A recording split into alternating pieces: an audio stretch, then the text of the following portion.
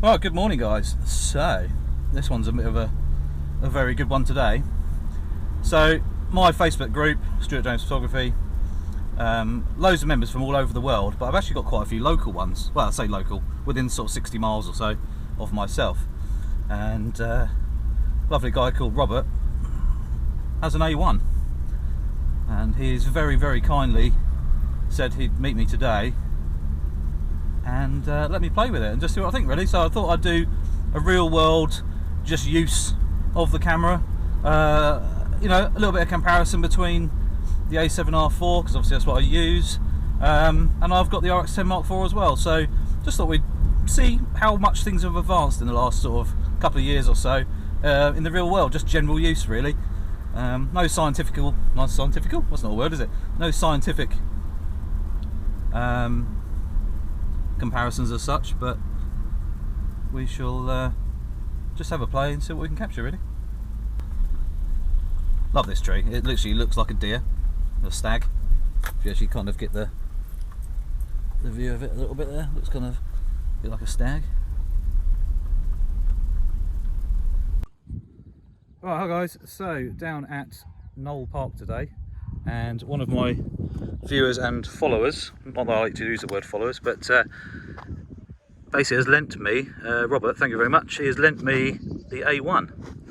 So I'm just going to do some comparisons, just real world use, and see how it performs compared to the A7R4. He's also got the 135G Master, which I've also got, so kind of quite a good comparison. We know the A1's going to absolutely kick ass, but it's just interesting to see the difference in technology advancements in 2 years or so, and see how it goes, really. So yeah, I'm going to do a little bit of video in 8K as well, a little bit of 4K, just some random shots of birds in flight if we can get some deer, and it's a beautiful day, so just going to see what it's like. So, video clip. Have a scratch.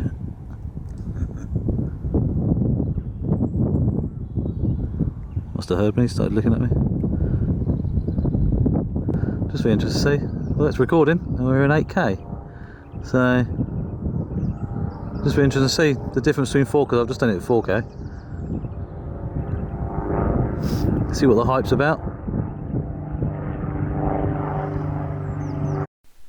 So with the 8K video, same as 4K video, for a long time I've actually used that to crop in during post. So, you know, a little bit closer to something helpful. Same here, own a 8K TV or an 8K projector. So the only way having 8K is the fact that you can, it's a actually really useful bit of tool actually to use. So, you know, a lot of the time if I, you know, output to HD 1080p from 4K, I may actually crop in from the 4K back, you know, to 1080p. So it's a very useful thing to actually have. So I do see the point of 8K, and also the fact you can take screen grabs, you know, to take photos. Right, have we got it? Nope, we've still got no screen.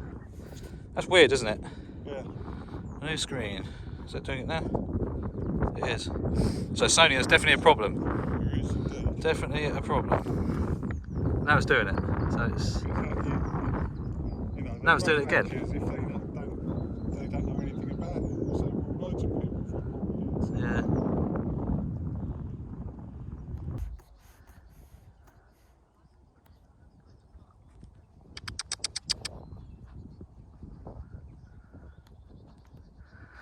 So if I go back into the no, come out of there. Go into there and change it to bird eye AF. Oh, there we go. I don't know if you're only a bit zoomed in and you can't stay with them. Have you got any coming this way? It's oh,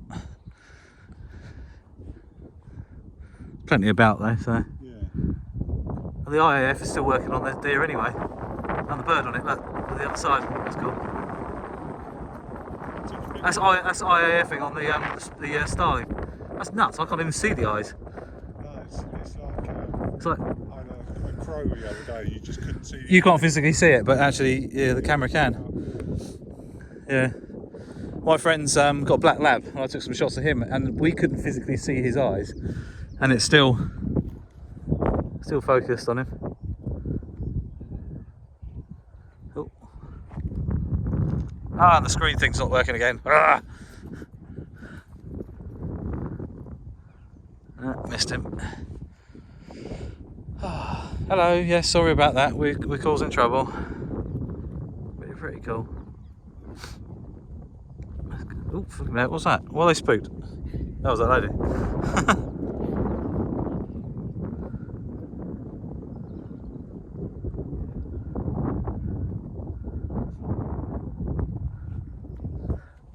That's funny. So after starting with the 135G master, I swapped to the 100 or 400 on the A1. This is the first shot. This is cropped in quite heavily, as you'll see in a second. This goes back to the full size image. Lovely and sharp, as we expected. It's a brilliant camera, you know, it works, and you know, it produces lovely images. Just to give you a comparison, this is an A7R4 shot with the 135G master at f1.8 wide open, just to see what it's like. That is the same shot cropped in heavily on the A7R4, and then this shot here is with the A1. Obviously you can see the difference in megapixel size. Obviously the first shot was slightly larger due to more megapixels, and this is the shot wide open, basically the wide angle shot of from the 135 on the A1. Hardly anything in it at all, so very pleased in that. Another shot here of a deer sat there.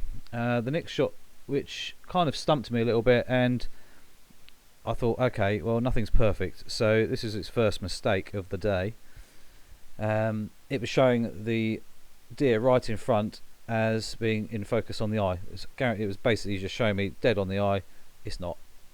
It actually went for the tree, even though it was actually highlighting the left eye on the deer. So we know nothing's perfect, and it's a good assistance tool. You know, it helps us get things in focus, but obviously sometimes it's not going to get it right. Jackdaws, basically we saw loads of them, so luckily for us that was a moving target for the day, so plenty of shots like this, obviously a little bit far away sometimes, but it just allowed me to see what the autofocus was working like, and highly impressive, very, very impressive. On crazy, just because 30 was just ridiculous.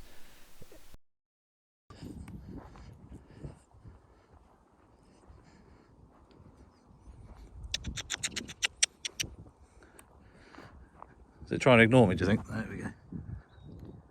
Yeah, eye autofocus straight on, even in bird. Psst, psst, psst. Look at me. There we go. There we go. Have a little lick. See, you can get that? Yeah. That's cool. So.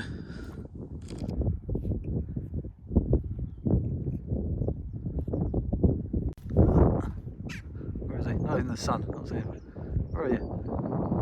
There he is. Is it? Oh. Joys of wildlife, guys. You just never know where they're going to come from. Things you can see a buzzard in the next minute, and then, or kite. You know, I suppose there's not more around here actually. Big trees, the right sort of trees and everything.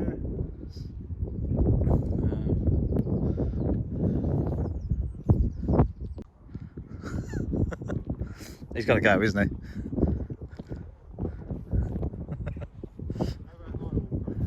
Yeah. If he does, he might just walk away. Got a goose over here.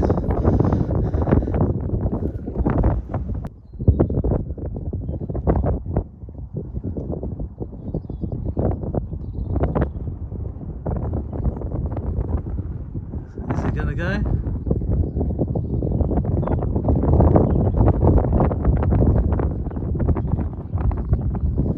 Oh, get hissed at.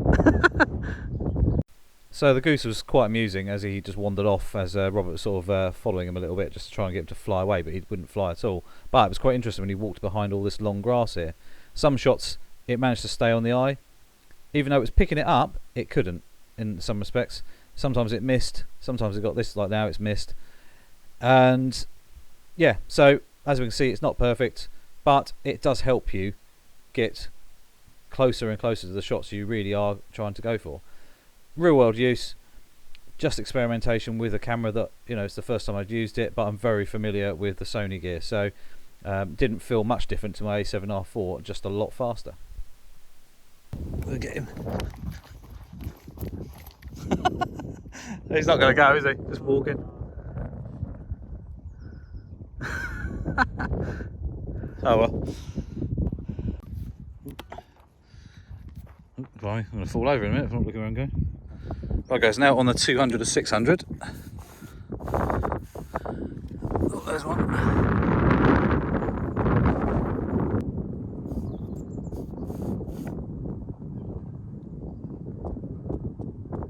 Oh yeah, a bit of bread. That's why also focusing from that distance, that's nuts. Quite stiff on this, isn't it? Oh, you can rotate the... Hold it still. Oh, right. There you go. Ah, okay. It's much nicer then. Yeah, much faster. So obviously I like it because it's a compact lens. I know it hasn't got the internal zoom and all that sort of stuff like this has, but it keeps it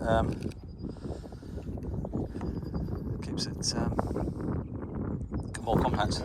Typical.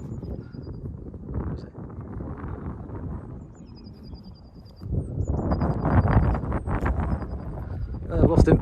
If I got all that, that's quite nuts because I missed him about 4 times. Right. You know when they're sort of doing that, you're trying to track him. That's quite interesting. Yeah, that's a game changer. That's this camera, isn't it? Oh my word! Because as I went around there into the tree, I zoomed in on the tree there. The A7R4 would have probably missed him because there's quite a massive difference in the contrast. This stayed on like you wouldn't believe. Noticeable straight away. That's really good.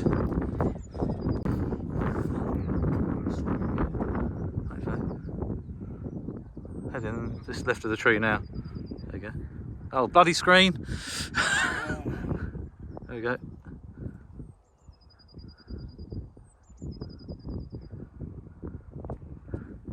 Got that.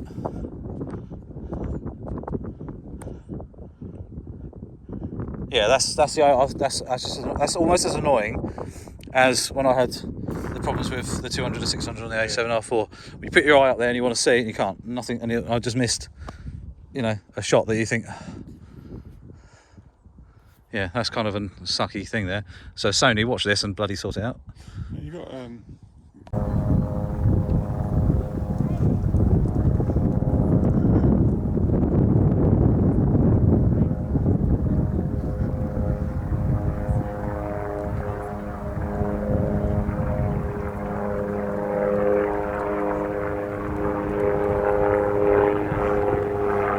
So, some flying ducks. This is shot with the A7R4 with a huge cropping with the 100-400 G Master, and very similar settings obviously, but f5.6 instead of f6.3.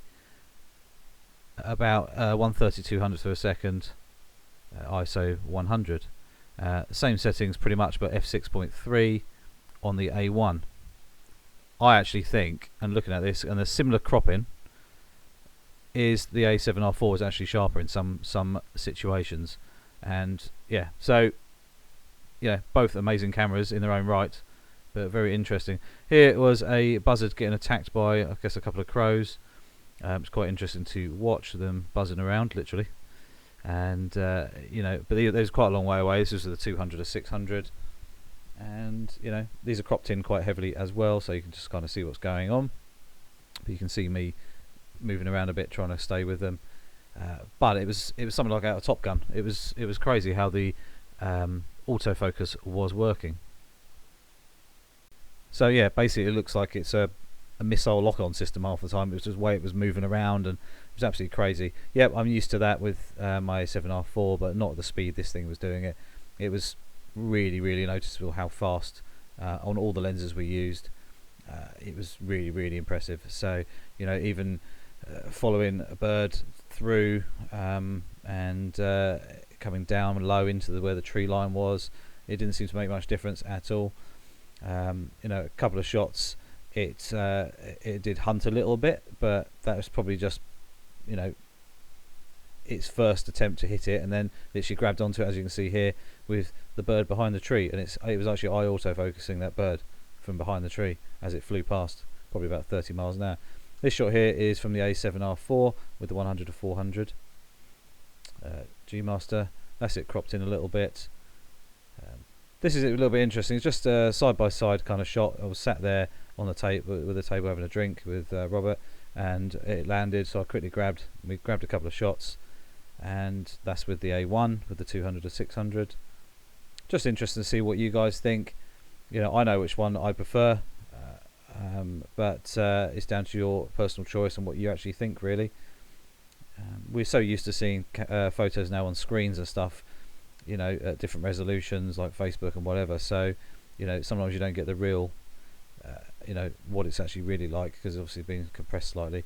A7R4 cropped right in this time, and the last shot here is a jackdaw just taken off, but pretty cool. So guys, here is sort of a bit of a summary really, and for once I've actually written some stuff down. So yeah, playing with the A1, certainly an experience, absolutely amazing bit of kit, and you know, it was mind-blowing on some of the stuff it can do. And I really expected the A1 to actually make me hate my A7R4. Like I said about going in slow cars versus fast cars, and you know, picking up, you know, a fast camera versus a slow camera and this, that and the other. But it hasn't. Yeah, the camera is absolutely bonkers fast, and it can do so much more that no other camera really can. You know, it's out there at the minute. I mean, yeah, there's other makes and stuff, but you know, I'm not a Canon user, so you know, it doesn't really affect me.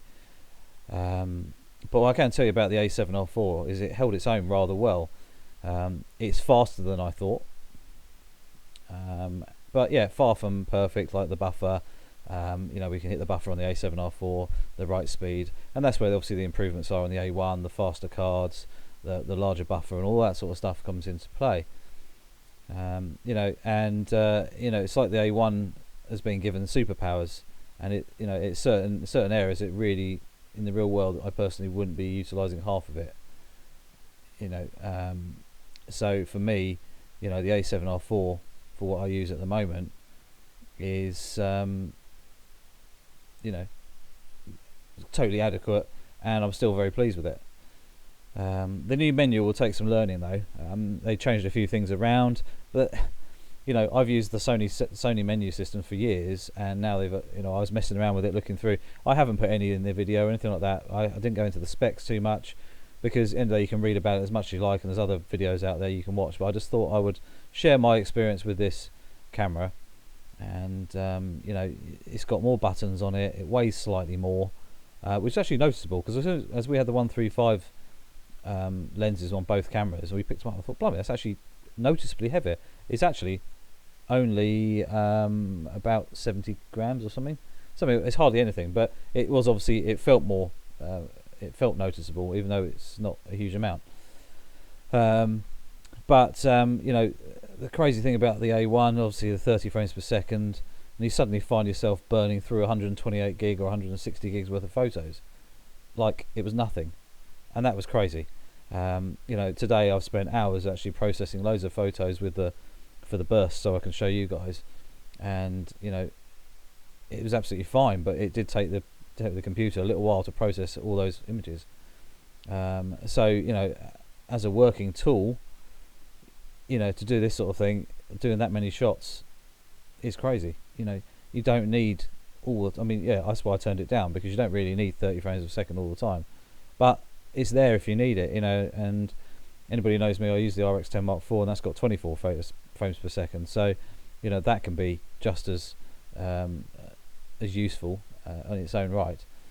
But the really annoying thing was this, basically the EVF sensor being an absolute nightmare. Sony, you really need to fix this, because like I say, I missed about 30 shots during the 6 hours, and 30 of those, the 30 shots I probably missed, is the fact that you put your camera up to your eye and you can't see anything at all. You're like, what the hell? So you take it down, put your thumb over it, it works, then you put it back up, it doesn't work, and oh my god, what's going on? And you know, it's almost as frustrating, if it probably is as frustrating in a different way, as when us guys with the A7R4 have had problems with the 200 to 600, and it was buggy as anything, and it was starting to wire me up, and you hear it a couple of times in the video. You know, my first thoughts were everything was basically a lot more immediate. and where the A7R4 would take a particular amount of time to find a target, the A1 was on it pretty much bang on, like boom, it was there. It was like, whoa. Even though you can see a couple of the shots in the sequence where the bird is behind the tree, that was possibly me using the wrong focus points, or the camera was already focused into the distance and it took like a few milliseconds or whatever to catch up. But after that, it was stayed on, absolutely perfect. First thoughts and everything was, like I said, it was a lot more immediate compared to the still very quick A7R4. Image quality. So A1, brilliant. I was very pleased with it. But I really actually personally think the A7R4 produces as good, if not sharper, images. But I don't know if that's just the extra megapixels giving you a little bit more sharpness, maybe a little bit more detail in the shot.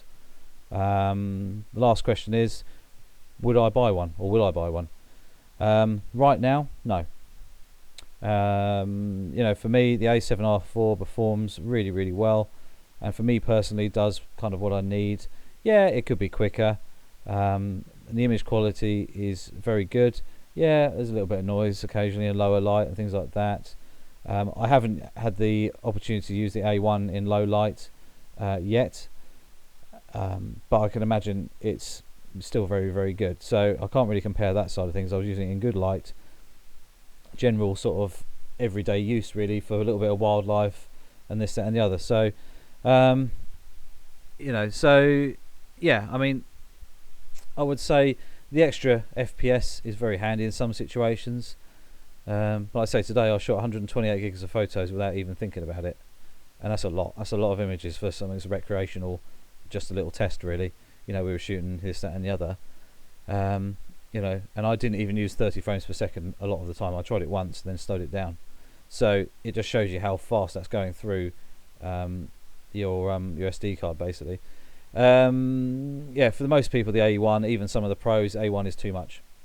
If you've got the money and you want to spend £6,500 on one, or whatever price you can find one for, it's an absolute amazing bit of kit. And I had ordered one, but thinking about it over a month, I actually changed my mind and cancelled it. But for something that's small, pretty light, and it's got so much in it, the technology in it and everything like that, it's absolutely bonkers. I still don't know if it's worth £6,500 in the real world. Personally, I would have put a £5,500 price tag on it. I think that was more feasible. I think it's a little bit more fair. But then we don't know the costs of the R&D and all that sort of stuff involved. Like I say, I had pre-ordered one, but when it was announced, and cancelled it due to me thinking about it. I was really impressed and wasn't impressed at the same time. It sounds really strange. Maybe it's just because I've used Sony cameras for so long, and my knowledge is pretty good. I'm kind of used to the technology, but obviously the A1, yeah, it still blew my mind. But I think I made the right decision for me personally. I'm not saying anybody else out there shouldn't buy one. End of the day, if you've got the money or the reason for upgrading, so maybe if I was on the R3 still, I probably would have gone for the A1. But I think with the A7R4, it's actually better than we really thought. So that's my thoughts, guys. Really amazing camera. Really thank you very much for Robert to lend me the camera for the day and let me try it out and just put it through its paces. See that it's got a few little bugs here or there. Hopefully Sony will sort that out. Put your comments below, guys. Don't forget to click the subscribe button, the little notification bell as well. And I'll see you soon for some more videos. A couple of cool ones coming in the future. Hopefully I can get the A1 back again to try it in some low light stuff possibly. I should speak to Robert about that. But yeah, it's like I say, it is a great camera, and if you want to buy one, go for it. But these are the reasons why I haven't. Everyone's got personal choice at the end of the day, and that's my reason. So I'll see you soon.